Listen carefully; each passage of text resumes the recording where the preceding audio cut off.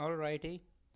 Kidney stone की बात करते हैं हम, तो इसके अंदर हमें पढ़ना पड़ेगा कि कौन से स्टोन जो है वो किस तरीके का दिखता है। तो सबसे पहले बात करते हैं हम कैल्शियम ऑक्सलेट की। तो ये जो कैल्शियम ऑक्सलेट है ये दो तरीके का हो सकता है। It can be monohydrate, it can be dihydrate. अब मोनो के अंदर याद रखो एक डम्बेल है और डाईहाइड्रेट के अंदर दो डम्बेल है। तो एक डम्बेल शेप्ड इस तरीके का हो गया मोनोहाइड्रेट। बात करते हैं डाईहाइड्रेट के अंदर, तो हमने इसके अंदर दो डंबल लिए, एक को ऐसे सेट किया, एक को ऐसे सेट किया और ऐसे बना दिया, तो ये क्या बन गया? एनवेलप शेप्ड बन गया या फिर बाई पिरामिडल शेप हो गया। देख सकते हो आप, कैल्शियम ऑक्सलेट स्टोन जो होता है ये या तो डम्बल शेप में दिखता है या फिर एनवेलप शेप में दिखता है। इतनी बात समझ में आती है। ब्लैक या ब्राउन कलर के होते हैं ये। और देख सकते हो आप, ये रहा कैल्शियम ऑक्सलेट मोनोहाइड्रेट जो कि डम्बल शेप में होता है, और जो डाईहाइड्रेट होता है वो एनवेलप शेप्ड में होता है। ऑलराइट। इसके बाद में अगला स्टोन है हमारा uric acid stone. Uric acid stone है, ठीक है। तो यूरिक एसिड से ध्यान रखो यूरेट, और यूरेट से ध्यान रखो रोजेट। तो ये कुछ रोजेट फॉर्म में दिखता है, ठीक है। इसके अलावा डायमंड शिफ्ट में भी दिख सकता है। एसिड का डी ले लिया, डायमंड, डायमंड शेप। डी से ढोलक, ये देखो ढोलक शेप का, ढोलक शेप का मिल गया। तो इस तरीके से इसकी फेम होती है, यूरेट, रोजेट और डायमंड शेप्ड होता है ये, ठीक है। अब बात करते हैं कैल्शियम फॉस्फेट की। तो ये होता है अमोर्फस शेप्ड में, और जो कि कुछ ऐसा दिखता है। इसके अलावा ये भी है एक, इसे ब्रूशाइट स्टोन कुछ कहते हैं। बात करते हैं स्ट्रूवाइट स्टोन की। स्ट्रूवाइट से याद रखो स्ट्रो, स्ट्रो से हम पी रहे थे कॉफ़ी, कॉफ़ी कब कॉफ़ी में कब तब्दील हो गई हमें पता ही नहीं चला। तो जो स्ट्रूवाइट स्टोन होता है वो देखो इस तरीके से कॉफिन शेप्ड होता है।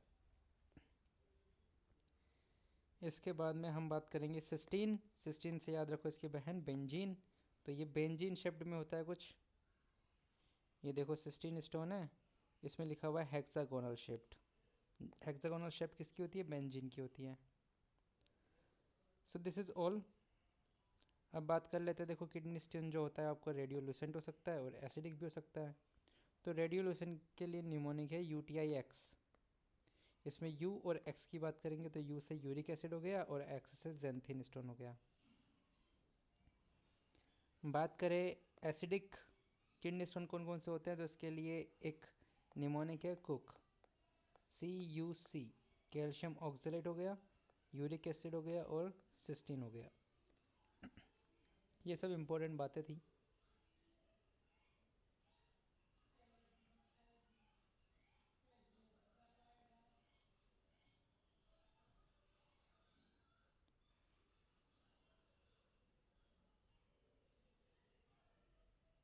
देखो स्ट्रूवाइट स्टोन के बारे में थोड़ा सा पढ़ लेते हैं। इन्हें इन्फेक्शन स्टोन भी कहते हैं। इनका कंपोजिशन क्या क्या होता है? मैग्नीशियम होता है, अमोनियम होता है और फॉस्फेट होता है। इसमें फॉस्फेट, अमोनियम और मैग्नीशियम होता है, ठीक है। यूरियस पॉजिटिव बग्स जो होते हैं वो रेस्पॉन्सिबल होते हैं इसके लिए, जैसे कि प्रोटियस मिराबिलस हो गया, क्लेप्सियला हो गया। हाँ, यूरियस जो होता है वो यूरिया को कन्वर्ट करता है किसमें? अमोनिया में। अमोनिया क्या होता है? जो यूरिन को एल्कलाइन बना देता है, and it promote precipitation of magnesium, ammonium and phosphate ion. It looks like a staghorn dear.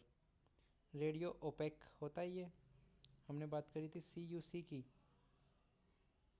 CUC की बात करी थी ना, नहीं सॉरी, UTI-X की बात की थी हमने रेडियो ओपेक के अंदर।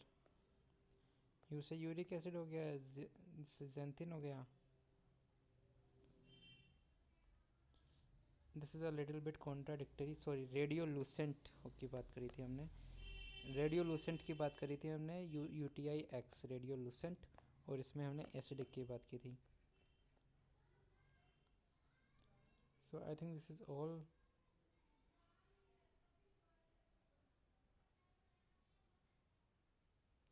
हाँ, सिस्टीन स्टोन को याद करने के एक और तरीका है। सिस्टीन मतलब 16, स्टोन हैव 6 साइड।